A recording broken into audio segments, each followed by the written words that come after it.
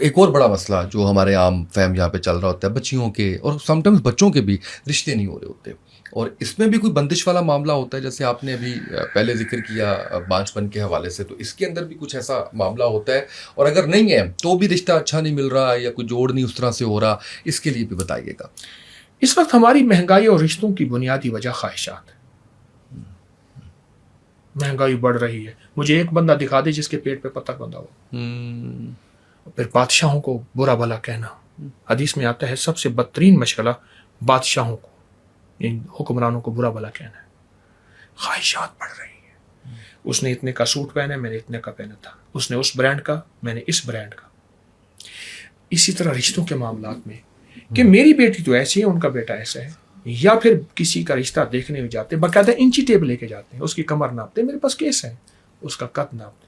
خواہشات جس کی وجہ سے رشتوں کی رکاوٹ ہے، اور بہت زیادہ رکاوٹ ہے۔ ایک تو یہ چیز ہے، اور ڈیمانڈیں، بالکل ڈیمانڈ ہے، تعلیم، رنگ، قد، سارا کہ ہم نے اس قوم سے باہر ہی کرنا ہی نہیں ہے، اس ہمارا تو رواج ہی نہیں ہے۔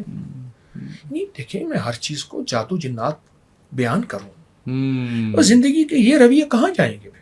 یہ حقائق کو میں کیوں چھوڑوں؟ یہ حقائق کہاں جائیں گے؟ سارا کچھ اس کے کھاتے میں تو نہیں ڈال دینا نا۔ اگلی بات یہ ہے، رشتوں کے لیے اگر رکاوٹ بھی ہے تو یا لطیف ہو یا ودود ہو، یا لطیف ہو یا ودود۔ ہر نماز کے بعد ایک تسبیح پڑھے، اول آخر درود پاک ایک بار، اور گھر کے جتنے زیادہ افراد پڑھیں۔ حتیٰ کہ میں تو ان حضرات سے بھی کہوں گا جن کے بچے اولاد چھوٹے ہیں، وہ ابھی سے پڑھنا شروع کر دیں۔ رشتوں میں اللہ غیبی نظام چلاتا ہے، اور اسی وظیفے کو، یا لطیف و یا ودود کو، سارا دن بہت کھلا بہت کھلا بہت کھلا، وضو بے وضو ہر حالت میں پڑھے۔ رشتوں کے لیے بہت زبردست چیز ہے۔ ایک چیز اور ہے کہ جو بندہ عصر کی نماز کے بعد صرف ایک تسبیح پڑھ لے، یا واحد ہو، اے اللہ میں اکیلا نہیں، تجھے اکیلا رہنا زیبا ہے، تو واحد ہے، مجھے واحد نہ رکھ، یا میری بیٹی کو واحد نہ رکھ، یا میرے بیٹے کو واحد، یعنی رشتہ یا واحد ہو، ایک تسبیح ہر نماز کے بعد، نہیں عصر کے بعد، یہ ہر نماز کے بعد کا بھی عمل ہے، لیکن آج کی نشست میں عصر کے بعد بتاؤں گا، اس کا بہت فائدہ ہوتا ہے۔ بالکل صحیح ہے۔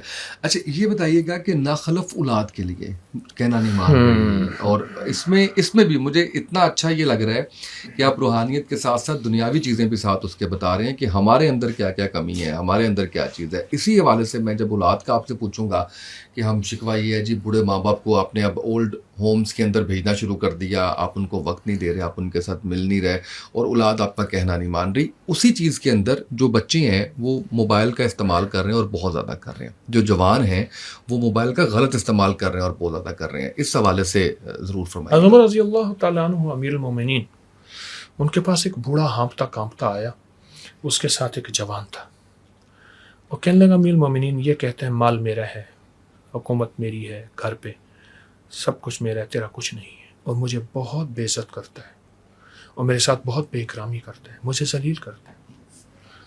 حضرت عمر کا ہاتھ درے کی طرف جا رہا تھا، جوان کہنے لگا امیر المومنین کچھ میری درخواست بھی سن لیں، میرے والد سے پوچھیں کہ اس نے شادی کے لیے کیا شرطیں رکھی تھی۔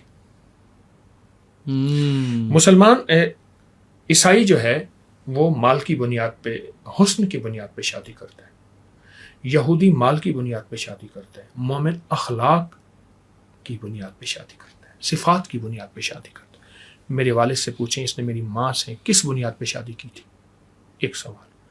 دوسرا میرے والد سے پوچھیں اس نے کس مشکوک مال سے مجھے زندگی میں پرورش دی تھی۔ اللہ، دو سوال ہو گئے۔ تیسرا اس والد سے پوچھیں کیا اس نے مجھے تربیت کی تھی میری، دوسرے لفظوں میں اس کے پاس میرے لیے وقت تھا یا اپنے دوستوں یاروں کے لیے وقت تھا۔ جب تینوں سوال کیے تو وہ بوڑھا جھوٹا پڑ گیا۔ عمر امیر المومنین فرمانے لگے رضی اللہ تعالیٰ عنہ، میرا درا تیری بوڑھی ہڈیوں پہ نہیں چل سکتا، میرا درا نہیں چل سکتا۔ یہ تین سوال اولاد کے لیے آج بھی ویسے ہیں۔ ہمارے پاس اس منع کے لیے وقت ہے، موبائل کے لیے، نسلوں کے لیے وقت نہیں ہے۔ دیکھیں صفات سینے سے منتقل ہوتی ہیں، کتابوں سے منتقل نہیں ہوتی۔ صفات اس کے لیے پہلے آپ نے آپ کی یاریاں دوستیاں بہت چھوڑنی پڑیں گی. ایک صاحب مجھ سے کہنے لگے میرے والد کے دوست تھے, وہ رات کو 2 بجے آتے تھے, اب میرے دوست ہیں, اب میرا بیٹا بھی رات کو 2 بجے آتا ہے. میں نے کہا زندگی یہ نہیں ہے, پہلے اپنی قربانیاں دینی پڑیں گی. ایک وظیفہ ہے میرے پاس, یا مانے ہو یا صبور ہو, یا مانے ہو یا صبور یا صبور ہو. صبور. نہ خلف اولاد نہ فرمان اولاد, یا کسی سے کوئی عادت بد علت چھڑوانا چاہتے ہیں, یہ وظیفہ زبردست ہے. کسی بھی رشتے سے یا صرف اولاد سے؟ کسی سے بھی رشتے